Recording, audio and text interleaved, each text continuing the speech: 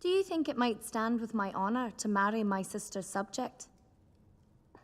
It is true that an earl is not a prince.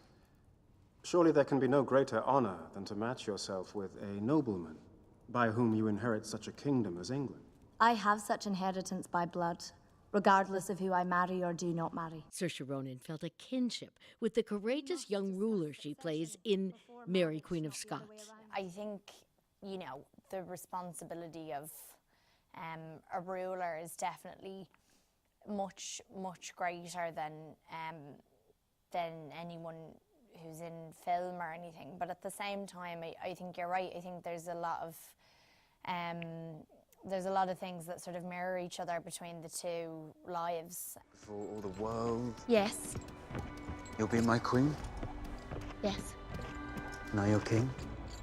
Yes. As a young star in a tough business, Saoirse understood the battle Mary went through to be herself and also be a queen. Even like physically how she'd hold herself in public versus when she's in her private quarters with her friends, you know. So I get that whole thing of like sort of switching off at the end of the day, having put so much energy out there when you're with the public. 'Tis your voice raised, sir, and you would lower it in my presence. If my counsel no longer has value, then I am obliged to withdraw from court.